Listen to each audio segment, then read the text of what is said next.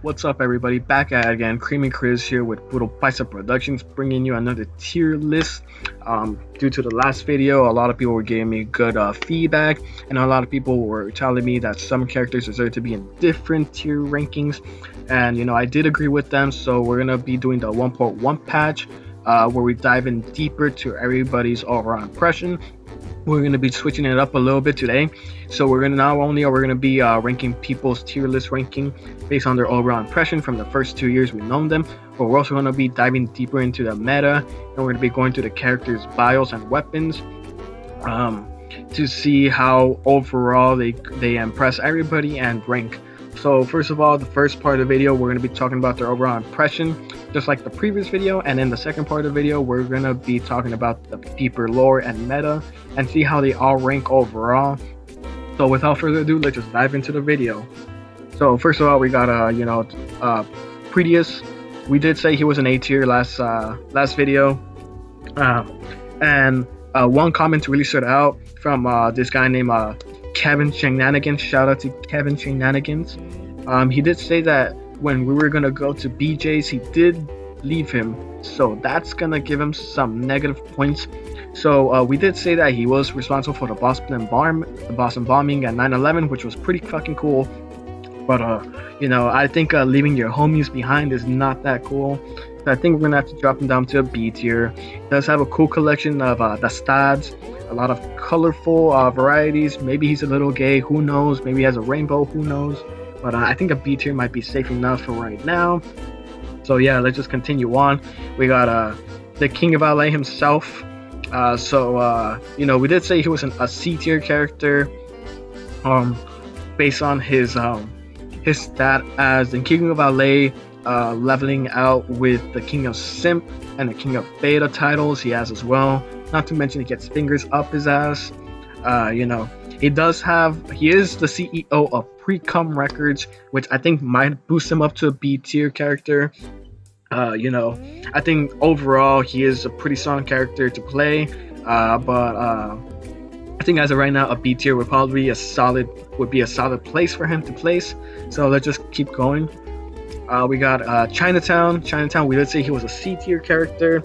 He is responsible for COVID-19, but he does say that he's trying to prevent the spread of COVID-19 by fucking as many Chinese women as he can.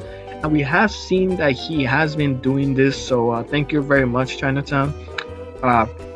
Though because of COVID-19, we can't go and get a haircut, so I think at the moment he's probably going to be a C tier.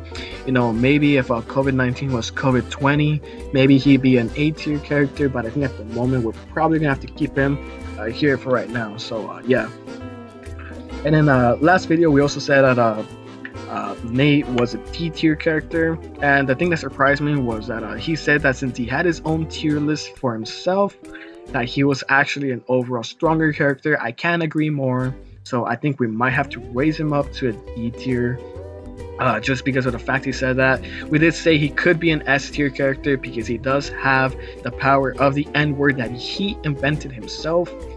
But until we see a SoundCloud album drop, I think that's probably gonna limit him down to the bottom half of the tier list. So I think that's gonna be good enough for him for right now. So yeah, let's just continue moving.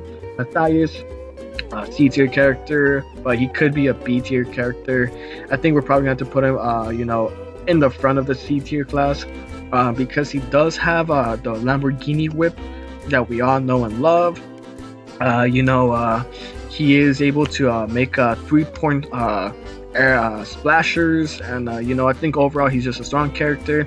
I think the thing that limits him down to the C tier is that we did say is that he does have the complete power of faggotry for the dark side, and he was a bred student of the Simp, and he did become more powerful than his master for a brief period of time. So I think that kind of lowered him down to the C tier.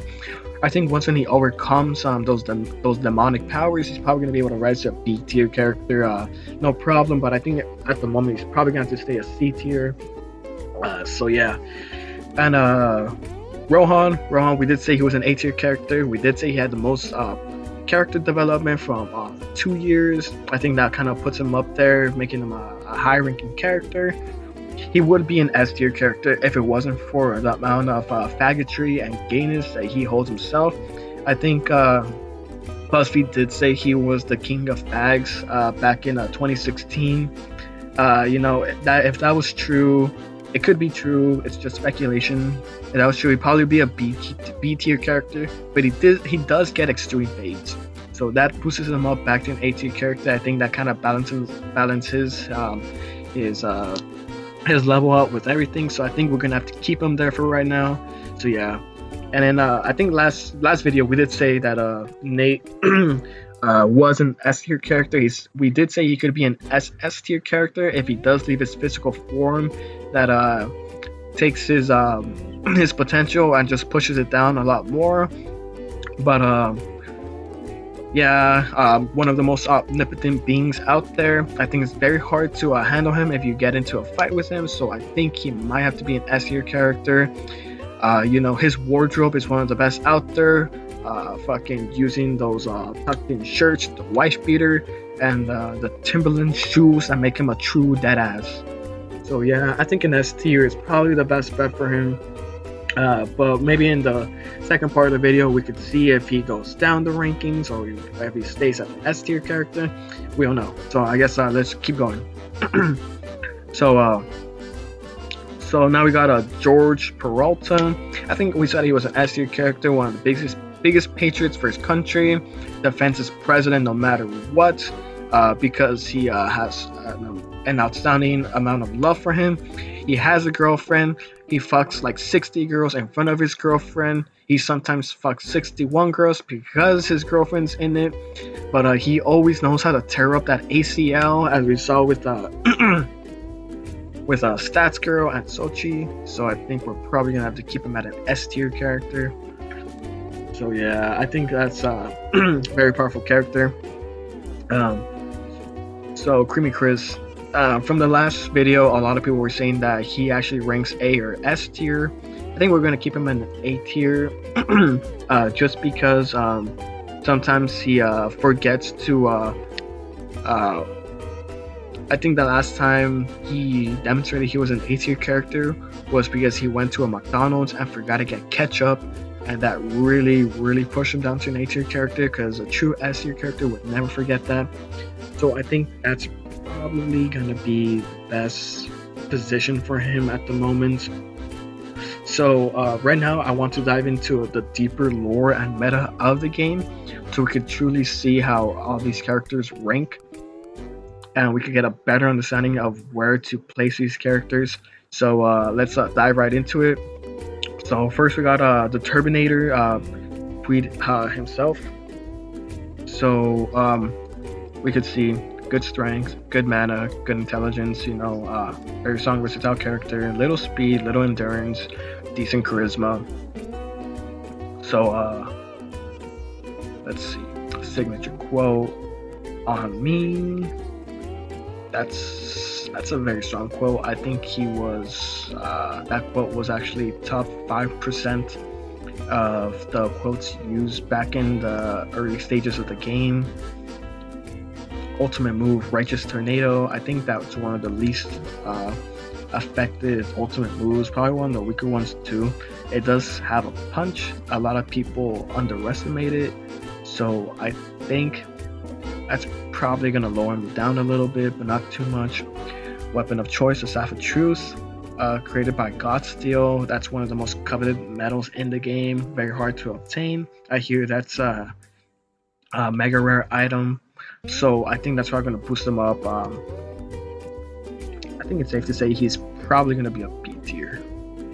Yeah, because never have I ever met a person that just throws or sells God metal. So I think he's probably gonna have to be a B tier character. Yeah, I think we're gonna have to keep him there. Alright, let's move down. King of LA, we could see he's probably one of the more physically stronger characters in the game. Tough speed, tough charisma, tough strength. That's gonna be very hard to handle. if you're lacking in those, little mana, little endurance, decent intelligence, I think that kind of balances character out. Let's see, signature quote: "I'll bust your heads up with my thumbs." No cap. I think that was one of the weaker quotes used. I think it was still in the top 30% of quotes used, but not necessarily used much in competitive play. Ultimate move: Golden Ascension. This is actually one of the more stronger ultimate moves in the game. Let's see, his body obtains gold armor covering his body, which is indestructible. So unless you have top tier piercing damage, you're probably not going to inflict any damage on him. So your best bet is just to evade his attacks, which is very hard to do since his power gives him lightning speed. So yeah, it's gonna be tough. Weapon of choice: Battle Axe of Thumb. A crystal battle axe forged from the heart of the last glass dragon. I think that's probably like the weaker weapons in the game. So yeah, I think we're probably gonna have to readjust him. I think that's probably gonna be a C tier character. Just because his weapon isn't that good. And you know, if you have high magicka, you might be able to inflict a lot of damage on him, but he could easily be a B tier character if you're able to evade all the magicka attacks. He'll probably knock you out in 2 to 3 punches and win the game. So I think he could easily be a B tier character, but I think at the moment he's probably gonna be a C tier character. Let's move on. We got Chinatown. I think he's one of the more well-rounded characters in the game. He has a lot of speed, and you know, every other stat is at least like around 10 or above. So that's gonna be hard to handle. Let's see. Signature quote: "Don't grab." I think that was on the top 10% of quotes used. Very strong, good in competitive play, but you know, a lot of people just like using it in recreational play too. Ultimate move: Nebula Thrust, a punch that surpasses that of a shooting star in terms of speed and penetrates to anything. So that's a good one. And plus with his dual obsidian knives that are capable of piercing the heavens, I think Kevin has probably the best piercing damage out there. So that probably surpasses Brett just by a little, just because of his piercing damage. But I think if you put these two together, it'd probably be a stalemate. So yeah, I think we might have to keep it like this for right now. It's pretty hard to like decide who goes up or down. I think everybody's capable of being a B tier character, but I think it just so happens there's a little distance between these two that keeps these guys in the C tier character. But yeah, for right now, I think that's good. Let's keep going. King of Ethiopia. So this guy has probably like the best mana, charisma, and strength in the game, though his intelligence, speed, and endurance are kind of low. So I think that probably comes into play when deciding what kind of moveset you want to use with him. Signature quote: "Come on, man, it's my birthday." I think that was in the top 20% of quotes used. You know, not necessarily used in competitive play, but you know, a lot of people use it here and there as a way to surprise their opponents. Yeah, so ultimate move: King's Blessing, allows him to heal anyone or revive anyone for a brief period of time and grants him complete control of mana. So from what I remember before the patch, if he were to be killed in action, he could also revive himself. So that actually made him one of the more stronger characters in the game, and he was chosen a lot more. But I think the patch may have fixed that. I don't know. I haven't played the game recently, so I think that probably keeps him up at a C tier. His signature weapon, the Staff of the First, made out of diamond and sapphire, and grants him Eternal Wisdom. So he probably is a C tier character because of his intelligence, but since it grants him Eternal Wisdom, it probably skyrockets up here. So he could be a B tier character, but I think the fact that he doesn't have a good hairline probably keeps him at a C tier. So I think until it gets a good fade and a good hairline, maybe he could shoot up to a B tier. I guess we just have to wait and see, right? Alright, so let's keep going. We got Sir Matthias. So the cool thing about Sir Matthias that makes him one of the better opponents in the game is he has top tier speed and endurance. I think this is the best in the game. So if you really try again, tussle with him, you're probably gonna have a tough time trying to catch him in your magic traps and your physical attacks. Signature quote, let's take a lap. I don't think it was that strong. People don't usually use it. They don't use it in competitive play. They don't use it in recreational play. I think it was below the 50% of quotes used, so not that many people use it in battle. His ultimate move, Godspeed, however, shots his body in aurora of white light and moves faster than anything in the universe. That's gonna be tough to handle. And the fact that he could travel through time with enough concentration makes him one of the most fiercest foes out there. So I think you guys have to watch out. I think he could be used in a variety of ways to defeat his opponents. So yeah, he's gonna be strong. Weapon of choice, Saffronite and Force Pocket Knife. So this was a mega rare item before the patch. It became a super rare item because now you can find it through I think you're able to find it through an event that happens only twice a year, but the stats were lowered a little, so I think that kind of just shoots him down a little. I think he's probably going to be the top of the C tier class, but I think I could really interchange anybody here. I think these guys are on equal levels of strength. It's kind of hard to like push them one over another, so I think we're going to have to keep them like that for right now. So let's move on. MS3 player, as you can see, little mana, little strength, little speed, but he does have the highest endurance, charisma in the game. Intelligence is pretty high up there. Signature quote, damn bro, fuck. When the game first came out, this was the top 1% quote used because of the immense strength that it came with.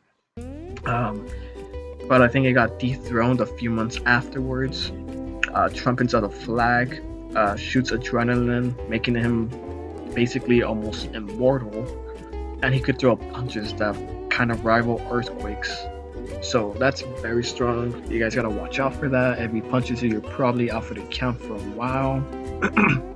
I also heard this character dabbles in the levels of faggotry, so if you're out, he might fondle your ball sack for a little, so you gotta be careful with that. Weapon of choice, Celestial Beam Rifle. Rifle made from the last breath of a dying Celestial, instead of capable of splashing planets in half. I think that alone, the weapon alone, might keep him at an S tier. His powerful ultimate move might also keep him at an S tier.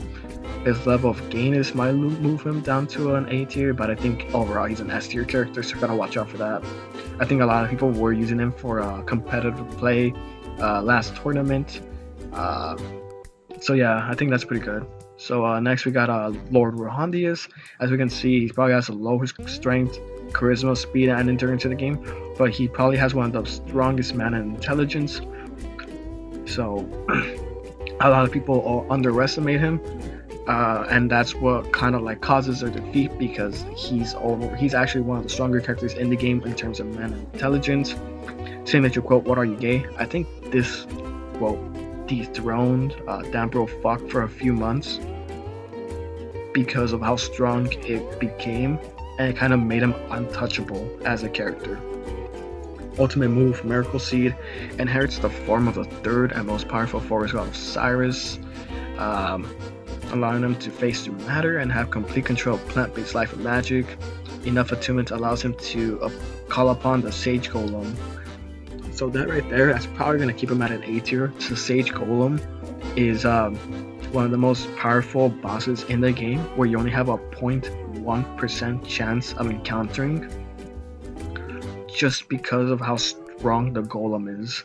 So yeah, if he's able to call upon it, then that kind of makes him almost unstoppable Weapon of choice, Sword of Harlem, the sword of a champion Harlem who narrowly defeated the third forest god.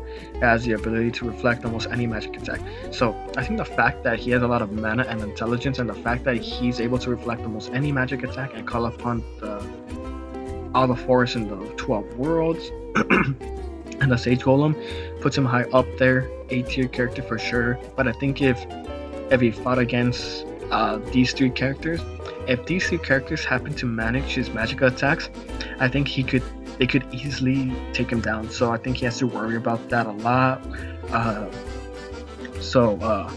If we pitted King of LA against Rohandius, I think King of LA might have the upper edge based on his speed. But if Rohandius is quick enough to react, he might be able to take him out with his magical attacks. This would be an interesting fight to see. I would love to see that. Maybe in one of the tournaments, we could see this happening soon. Let's hope for the best. Let's move down to Time Traveler. So he has the strongest mana in the game and high intelligence and a decent amount of strength. The thing about this character is that I was talking to my friend the other day saying that only 5% of the player base know how to use his character moveset enough for him to be the ultimate character. The rest of the 95% don't know how to use him at all, so they just given up on him. So a lot of people were debating that he was actually a D tier character. Signature quote, it's simple psychology, but if you think about it, it's like that was top 2% for a while. A lot of people were choosing it for competitive play just because of the fact that they like messing with their opponent a lot more than just defeating him outright. Ultimate move, Judgment. With a power unknown to anyone, he judges the life around him as he sees fit. Can't really get much of some bio off that, but it seems like he could do anything at all, especially with the complete mastery of mana. He's probably able to rival everybody in the game.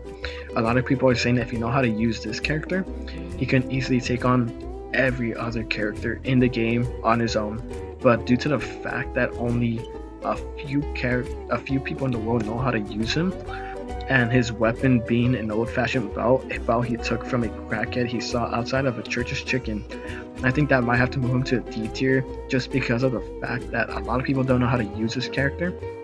He could easily be S tier or SS tier if you know how to use him, and that takes years or even weeks of training just to know how to use this character. So I think we're gonna have to keep him at a D tier. But if you underestimate him, you're fucked. Next, let's move to the last character, Mr. Amazing. He seems his stats are like alright, kind of like all around the place, decent. Signature quote, I'm out Pizza the Hut. I think this was in the top 10%. I'm not too sure which place it was, but a lot of people are using it for competitive play because it does allow him to receive a lot of blows and come out with a lot of health. Ultimate move, Dark Insurrection. I think it's like a weaker version of the King of LA's Gold Ascension. But it does seem that he's completely invulnerable and his speed is doubled and senses are heightened, so I think he's probably at a stalemate with the King of LA. Weapon of choice, the Scythe. I think that was a mega rare item until it got nerfed and became just a common item. But apparently if you know how to use this item, it could be very devastating. So I think that's probably going to keep him at an A tier. They might put him in front of Rohandius just because of the fact that he does have a lot more strength than Rohandius and a lot more speed. So that probably outpowers him. So yeah, I think this is how the tier list is going to be. Shit. So yeah, it kind of seems this is how it's going to be, guys. A lot of these characters in the C tier class are interchangeable. We could probably move them up.